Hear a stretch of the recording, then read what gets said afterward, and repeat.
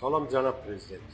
Mən yenə məcbur olub cənab prezident sizə müraciət eləsi oldum. Bu 2 gün bundan qabaq keçirdiyiniz kənd təsərrüfatı ilə əlaqədar keçirdiyiniz müşavirəyə mən çox diqqətlə baxdım. Ona görə ki, mən özüm bir fermerəm və təsərrüfat vətəndaşıyam. Bizim rayona çox leysan bir yağış yağdı.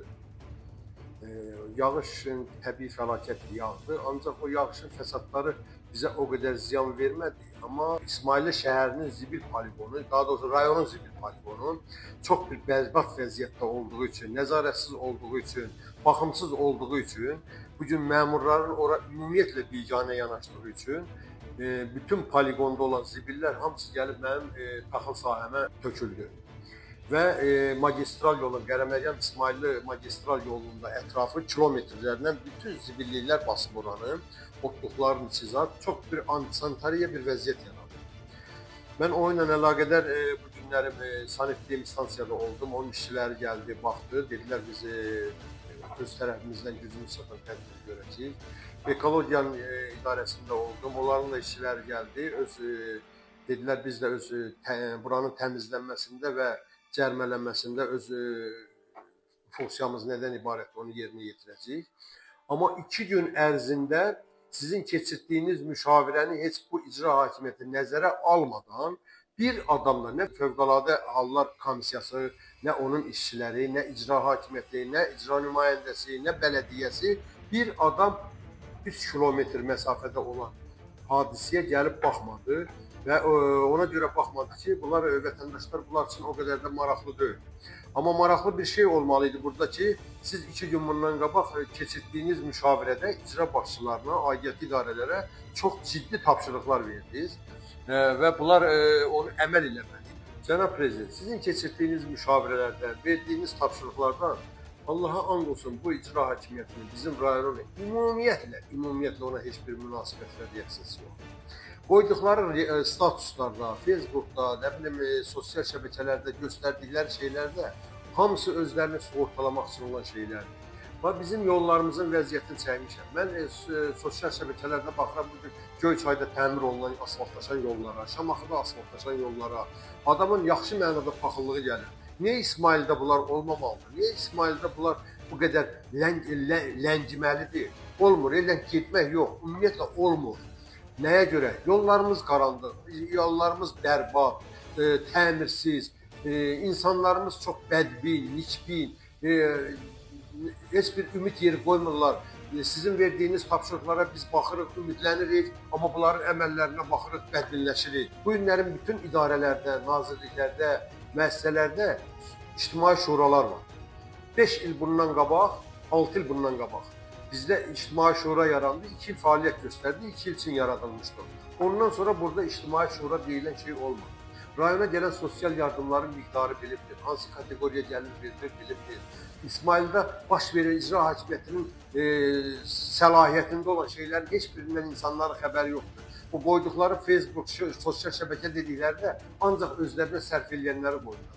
Bugün mən baxıram sosial şəbəkədə Nahid Bağırov jurnal buraxır İsmailli haqqında, İsmailli keçmişin, bugünün, gələcəyin təbliğ edib güya dünya çatdırır.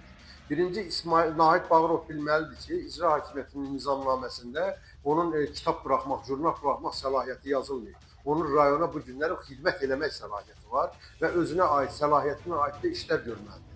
Amma bu günlərim onu çox təmtəraqla təbliğ deyir, İsmailli rayon icra hakimiyyətinin vəsaiti hesabına.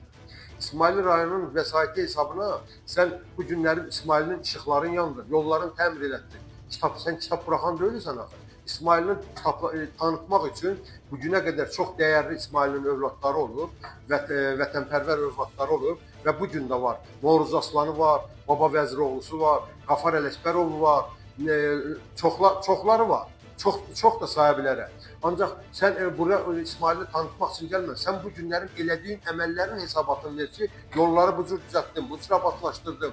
Kəndlərin heç yarısında qaz var. Əksər 50-dən yuxarı kənddə qaz yoxdur. Olan kəndlərin də 50 olan kəndin də yarısında qaz var, yarısında yoxdur. Sən bunlardan danış. Sən İsmailini hansı əməllə tanıdırsan? İsmailliyə gələn turist bu boyda şəhərin bir əyaq yolusu yoxdur, bu boyda Heydər Əliyev Parkının bir fontanı yoxdur, bir baxım çayxanası yoxdur.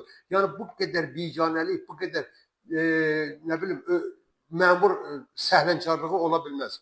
Cənab Prezident, mən sizə bir müraciət edeyim ki, bu günlərim Avropada oturub bizim ölkəmizi qarayaxtı eləyənlər, qarayaxtı deyənlər adamlar var. Yəni bloger adı ilə, nə bilim, şəxsi öz adı ilə deyən adamlar var. Onlardan biri də Məhəmməd Mirzəlidir. O çox həm dövlətin başçısı haqqında, sizin haqqınızda, həm dövlət haqqında çox negativ və yaramaz paylaşımlar edir. Biz Məhəmməd Mirzəli qədər burada diqqət qayğı görmürük. Necə olur biz ona qədər bizdə diqqət qayğı göstərilmir? Ona görə də sizdən artıq dərəcədə xahiş edirəm. Bu barədə tədbir görün. Bunlar haqqında tədbir görün. Bunlara göstəriş verin. Bunlar sizin dünən keçirdiyiniz müşavirəyə biganədir. Ona görə də bizim ümid yerimiz sizsiniz. Siz deyirsiniz, mən daxil olmaqla bütün icra nümayəndələri, nazirlər vətəndaşların qulluğunda və xidmətində durmalıdır. Biz sizdən başqa bizim xidmətimizdə, qulluğumuzda duran məmur görmürük. Bu gün icra nümayəndəsi, mən zəng eləyirəm ki, yerimi su basıb, sel basıb, şəhər icra nümayəndəsi mənə deyir ki, Ağsaqqal, sən bizi çox narahat edirsən, sənin üzvə qayıdım, səni nəsə deyim, mən başa düşmürəm. Bu məsuliyyətini dərk eləmir bu adam. İcra hakimiyyətində bir Nemət adında bir adam işləyir. Deyir ki, bəs nətər olur, Rahab müəllim qərəzlidir, xəstəxananın adını çəkir, icra hakimiyyətinin adını çəkir, su meliorasiyanın adını çəkmir, yol idarəsinin adını çəkmir, o birinin adını çəkmir. Onlar hamısı bundan betərdir. Nemət müəllim, mən onunla görüşdüm, yol idarəsi səhər 6-da, bu gündə dünəndə, həmən poligonda sizin o yaydığınız zibilləri 30 işçi ilə təmizləyirdi. Mən onun haqqında necə pisliyim? Hə? Mən qərəzli adam deyiləm axı, mən reallıqla danışan adamam. Sən Nemət bu günlərim orada ara qarışdırmaqla, insanları güya öz aləminizdə qızışdırmaqla nəsə zəhmət çəkin, öz işinizdə dönüş yaradın. Nemət, sən bu günlərin Fövqəladə Hallar Komissiyasının üzvüsən. Sən bu gün həmən poligonda oldunmu? Sən bu gün həmən poligonda təbiətə dəyən, insanlara dəyən ziyanın şahidi oldunmu, gördünmü? Başçı oldunmu, mavinlər oldunmu, icra nümayəndəsi oldunmu, bələdiyyə oldumu? Xeyr, 3 gün keçməsinə baxmayaraq heç biri olmayıb. Bir kamarxozun müdürü olub orada, onun da heç bir texnikası yoxdur deyənə o işə aid. O yazıq da qalıb orada çırpışa. Ora turba lazımdır, ora ekskavator lazımdır, ora təmizlik üçün işçi qüvvəsi lazımdır. Bu günlərin icra hakimiyyətinə işçi ilə doldurublar. İsmailli rayonu 3 dəfə böyüyüb bu 2-3 ildə. Sübürkəsilərin hamısı Sakraçeni ixtisara salınlar. Yəni bununla təmizlik işləri, abadlıq işləri görmək mümkün deyil. Ona görə də sizdən artıq dərəcədə xahiş edirəm, cənab prezident. Burada ictimaiyyətin nümayəndələri adından mən danışıram. Mən mənə danışığıma, çıxışıma münasibət bildirən yoldaşların rəylərini nəzərə alaraq bunu deyirəm ki, onların adından danışıram. Ona görə də bu rayona biraz diqqət ayrılsın. Bu rayona biraz nəzarətə götürülsün. Yoxlama palatası var, korrupsiya idarəsi var, Maliyyə Nazirliyi var. Bunların fəaliyyətləri yoxlansın. Görək bu rayona ayrılan vəsaitlər, bura idarələrə alınan vəsaitlər hara gedir, necə gedir, nə xərclənir? Bunlar ancaq deyir vəsaitimiz yoxdur. Yaxşı, vəsait yoxdur, 11 milyona işıq çəkilir, işıq yanmır.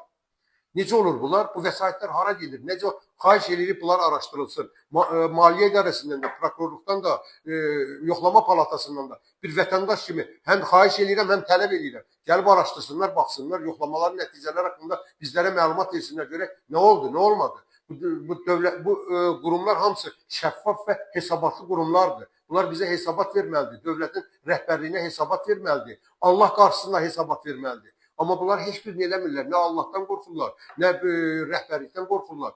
Öz keyflərində. Ona görə də sizdən xahiş edirik bu tədbir görəsiniz. Çox sağ olun diqqətinizə görə.